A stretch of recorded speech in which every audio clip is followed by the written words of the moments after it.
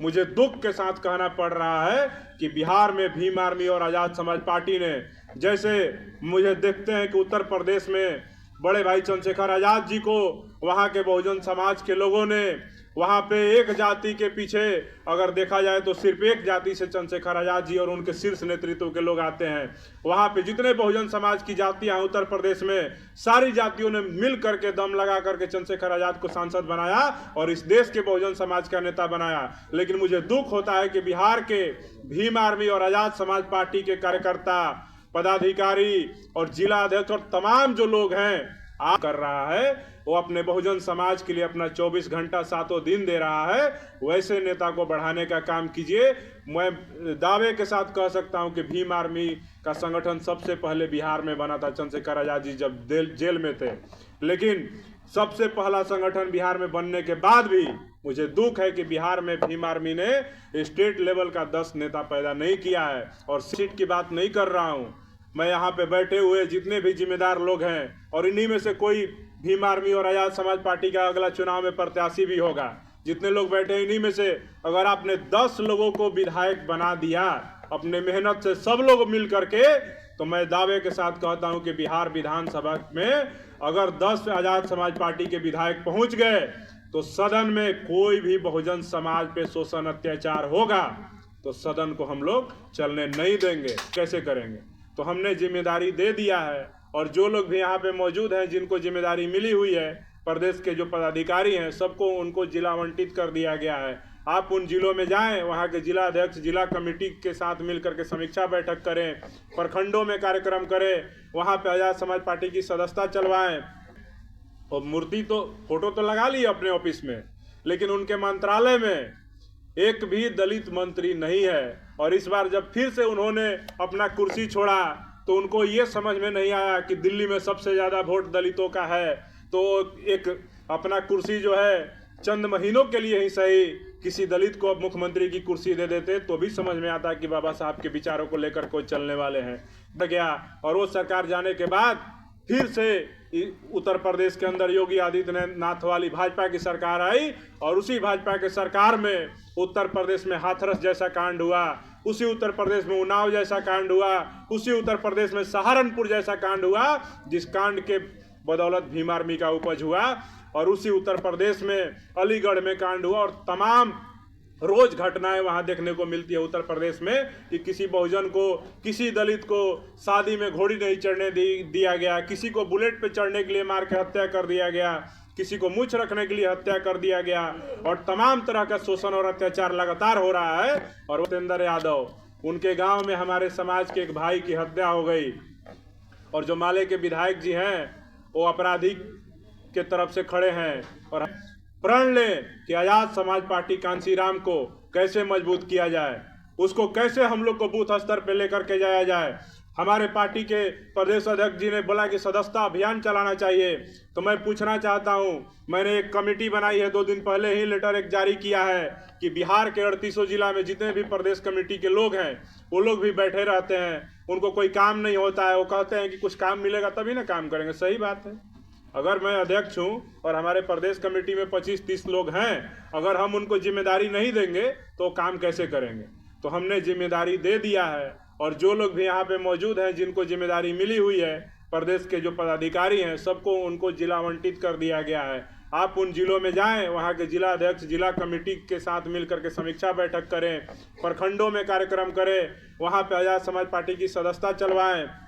वहाँ पे कमेटी का संगठन का कितना विस्तार हुआ है, कौन जिला अध्यक्ष कितना काम कर रहा है, उसका आप फीडबैक लें और उसके बाद मुझे बताएं।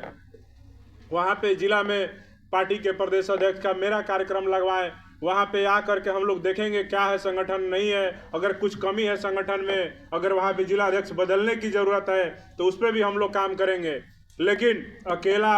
अमर ज्योति और अकेला जौहर आज़ाद कुछ भी नहीं कर सकता है। जैसे चंद्रशेखर आज़ाद जी के लिए उत्तर प्रदेश में नगीना में वहाँ पे हजारों लोग काम कर रहे थे पूरे देश भर से जा करके, तो मैं यही कहूँगा कि मेरे जितने साथी यहाँ पे बैठे हैं, अगर ये 400-500 लोग आज प्रण ले लें कि बिहार के विधानसभा चुनाव में आज़ाद समाज पार्टी कांसीराम को हम लोग एक ऐसा मुकाम तैयार करेंगे कि बिहार के विधानसभा के अंदर 2025 चुनाव का जब रिजल्ट आएगा तो आज़ाद समाज पार्टी के 10 विधायक कम से कम होंगे। तभी जा कर के मुझे लगता है कि जो सपना बहुजन समाज बनाने का, चंद्रशेखर आज़ाद जी को प्रधानमंत्री बनाने का और तमाम सपना जो देख रहे हैं वो पूरा हो सकता है। नहीं तो सिर्फ आप सपना ही देखते रह जाइएगा, भाषण ही करते रह जाइएगा और सपना वो पूरा नहीं होगा। आप देख रहे हैं कि लगातार जो मनुवादी दल है आरएसएस के द्वारा अलग अलग तरीके से जो लोग बाबा साहब का नाम ले करके आपके वोट को ठगने का काम करते हैं। दिल्ली में दलित समाज के लोगों ने आम आदमी पार्टी की सरकार बनवा दी। आम आदमी पार्टी की सरकार बनने के बाद अरविंद केजरीवाल ने घोषणा किया कि मेरे ऑफिस के चैम्बर में बाबा साहब, डॉक्टर अंबेडकर और भगत सिंह का तस्वीर रहेगा। आपको जान करके आश्चर्य होगा कि आम आदमी पार्टी का जो मुख्यमंत्री अरविंद केजरीवाल बने, और मूर्ति तो, फोटो तो लगा ली अपने ऑफिस में, लेकिन उनके मंत्रालय में एक भी दलित मंत्री नहीं है। और इस बार जब फिर से उन्होंने अपना कुर्सी छोड़ा तो उनको ये समझ में नहीं आया कि दिल्ली में सबसे ज़्यादा वोट दलितों का है, तो एक अपना कुर्सी जो है चंद महीनों के लिए ही सही किसी दलित को अब मुख्यमंत्री की कुर्सी दे देते तो भी समझ में आता कि बाबा साहब के विचारों को लेकर कोई चलने वाले हैं। दिल्ली के मुसलमानों का वोट ठगने का काम किए किसी मुसलमान को वहाँ का गृह मंत्री बना देते तो मुझे समझ में आता कि बाबा साहब के विचारों पे चलने वाले हैं। लेकिन जब उनको मुख्यमंत्री बनाने का मौका मिला तो उन्होंने फिर से वही मनुवादी सामंतवादी जाति से आने वाली अतिशी मारलेना को मुख्यमंत्री बनाया और दलित और मुसलमान देखते रह गए। और मंत्री बनाने की जब बात आई तो पूरे मंत्रिमंडल में, जो मंत्रिमंडल 20 लोगों का होता है, उस मंत्रिमंडल में एक दलित को जगह दिया गया और वो भी ऐसा विभाग दिया गया कि उस विभाग में वो अपने समाज का उत्थान नहीं कर सकता है और उस विभाग का नाम है सामाजिक न्याय एवं अधिकारिता मंत्रालय। अब सोचिए कि जो सामाजिक न्याय अधिकारिता मंत्रालय होता अपना अधिकार समझाने में रह जाएगा, अपने लोगों के लिए क्या कर सकता है? ना रोजगार की व्यवस्था कर सकता है, ना उनके रहने सहने की व्यवस्था कर सकता है। जो दलित भूमिहीन है उनको भूमि नहीं दिला सकता, उनको घर नहीं दिला सकता है, उनको 2 वक्त की रोजी रोटी नहीं दे सकता है। वैसा मंत्रालय लेकर हम क्या करेंगे? तो आप लोग को समझना है, आप सरकार किसी की भी बनवा लीजिए, आप तक जब तक आप सत्ता पे काबिज नहीं होंगे। जो मान्यवर साहब कांसी राम ने कहा था कि इस देश में अत्याचार शोषण की बातों पे भी उन्होंने कहा था कि देश में अत्याचार और शोषण को अगर सच में रोकना चाहते हो तो अपनी सरकार बना लो। और मैं इस देश में मान्यवर साहब कांसी राम ने उदाहरण दिया है कि जब सरकार बनी, कांसी राम जी की जो पार्टी थी उत्तर प्रदेश में 4-4 बार, आपको याद होगा, नहीं तो इतिहास उठा करके देख लीजिए, उत्तर प्रदेश में जब मायावती जी मुख्यमंत्री हुआ करती थी, उत्तर प्रदेश में सामंतवादी जातिवादी जो गुंडे थे उत्तर प्रदेश छोड़ करके भाग गए थे और वहाँ के दलित समाज के लोग आज़ादी का जीवन जीते थे। लेकिन जैसे ही वो सरकार गई, जो अम्बेडकरवादी सरकार थी, उस सरकार के जाने के बाद समाजवादी सरकार आई, वहाँ पे बाबा साहब की मूर्ति को भी तोड़ा गया, मान्यवर साहब कांसी राम की मूर्ति को तोड़ा गया और लगातार गेस्ट हाउस कांड को अंजाम दिया गया। इसके अलावा वहाँ पे लगातार दलितों पे अत्याचार बढ़ गया और वो सरकार जाने के बाद फिर से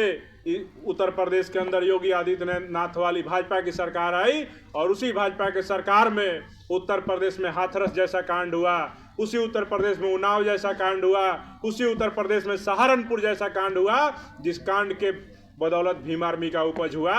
और उसी उत्तर प्रदेश में अलीगढ़ में कांड हुआ और तमाम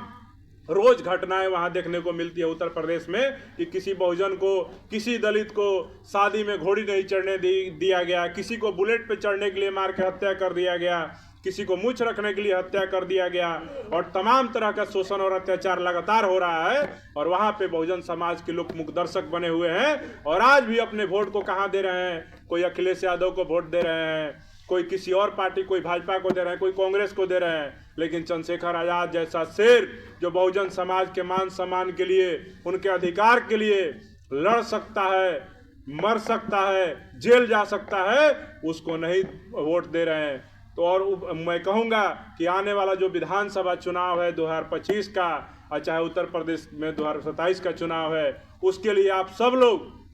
आज कृत संकल्पित होकर दृढ़ निश्चय करके आप लोग समझ लीजिए कि जब तक बिहार के अंदर अम्बेडकरवादी सरकार नहीं बनेगी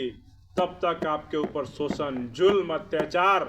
होते रहेगा और भीम आर्मी के लोग जाकर के न्याय दिलाते रहेंगे। और आपके वोट को जब चुनाव आएगा तो राजद वाले, जदयू वाले, माले वाले और तमाम जो संगठन पार्टी वाले हैं वो ठगते रहेंगे और आप मुंह देखते रहिएगा। आपकी औकात नहीं है कि किसी राजद वाले और माले वाले विधायक से कह दीजिए भी छप। वहाँ पे एक माले के विधायक हैं सत्येंद्र यादव, उनके गांव में हमारे समाज के एक भाई की हत्या हो गई और जो माले के विधायक जी हैं वो अपराधी के तरफ से खड़े हैं और हमारे भीम आर्मी के लोग जो जिस भाई की हत्या हुई उसके तरफ से खड़े हैं। तो आपको सोचना होगा कि आप चुनाव में वोट जब देते हैं तो माले, राजद, जदयू और तमाम कांग्रेस के नाम पे दे देते हैं और वोट बर्बाद कर देते हैं, लेकिन आपके न्याय के लिए वो लोग खड़े नज़र नहीं आते हैं। तो जब तक बिहार के अंदर आपके अगर मैं सरकार बनाने की तो बहुत दूर की बात है, अगर आप लोग यहाँ बैठे लोग अपना बिहार का स्टेट लेवल का 2, 4, 5 नेता तैयार नहीं करिएगा और 10 विधायक नहीं तैयार करिएगा, अरे चंद्रशेखर आज़ाद की तरह 1-2 विधायक तो विधानसभा में भेज दो। वहाँ पे 5 विधानसभा क्षेत्र के लोगों ने मिल करके नगीना से एक सांसद चुना, तो क्या इतने सारे लोग बैठे हुए लोग यहाँ से 5 विधायक नहीं बना सकते हैं? मैं पूछना चाहता हूँ आप सबसे, बना सकते हैं कि नहीं बना सकते हैं? तो अब मैं अपनी बात यही कह करके ख़त्म करूँगा कि मेरे भीम आर्मी के साथियों और प्रदेश पदाधिकारियों, जिला पदाधिकारियों, आप सब जिस प्रकार से कहा जाता है कि भीम आर्मी आज़ाद समाज पार्टी की माँ है, तो माँ अगर भीम आर्मी आज़ाद समाज पार्टी की तो माँ का फर्ज भी आप लोग निभाइए। मुझे नहीं कहीं दिखता है कि भीम आर्मी के लोग आज़ाद समाज पार्टी को मजबूत करने के लिए उनका सदस्यता अभियान चला रहे हैं या जिस जिले में संगठन कमज़ोर है उस जिले में संगठन को मजबूत कर रहे हैं। तो मैं अपनी बात को यही ख़त्म करना चाहूँगा कह करके कि मेरे भीम आर्मी के साथियों, भीम आर्मी का दायित्व है, इस देश का सबसे बड़ा संगठन है आज़ाद समाज पार्टी। कांसीराम जो पौधा है उस पौधा को बड़ा करके उसको फलदार वृक्ष बनाने की जिम्मेदारी हमारी है। तो हम सब लोग आज भीम आर्मी के साथी प्रण लें कि आने वाले 2025 के चुनाव में आज़ाद समाज पार्टी कांसीराम को बिहार के अंदर एक ऐसा दल बनाएंगे जिसका एमएलए भी बिहार विधानसभा चुनाव में जीत करके पटना के विधानसभा में दहाड़ेगा और उन 38 विधायकों की तरह चुपचाप नहीं रहेगा। अपने हक अधिकार, अपने समाज पे हो रहे शोषण, जुल्म, अत्याचार, अन्याय पे वहाँ पे आंख में आंख डाल करके मुख्यमंत्री से सवाल पूछेगा और पूछेगा कि हमारे मुजफ्फरपुर में रूपा के साथ जो अन्याय हुआ उसके जिम्मेदार इस सरकार क्या जवाब देना चाहती है, उस मामले पे क्या कार्रवाई कर रही है। आप बताइए, एक भी विधायक नजर नहीं आता। तो आज हम सबको प्रण लेते हुए ये आज़ाद समाज पार्टी को मजबूत करने के लिए संकल्पित होते हुए मैं यही कह कर के ख़त्म कर रहा हूँ कि आप सब लोग भीम आर्मी आज़ाद समाज पार्टी के जो लोग यहाँ मौजूद हैं, आप सब लोग अपना तन मन धन लगा करके आज़ाद समाज पार्टी को गांव-गांव पहुँचाने का, बूथ तक पहुँचाने का काम करें। बहुत बहुत धन्यवाद। जय भीम। भीम आर्मी जिंदाबाद, आज़ाद समाज पार्टी जिंदाबाद, चंद्रशेखर आज़ाद जिंदाबाद, विनय रतन सिंह जिंदाबाद, कमल सिंह वालिया जिंदाबाद।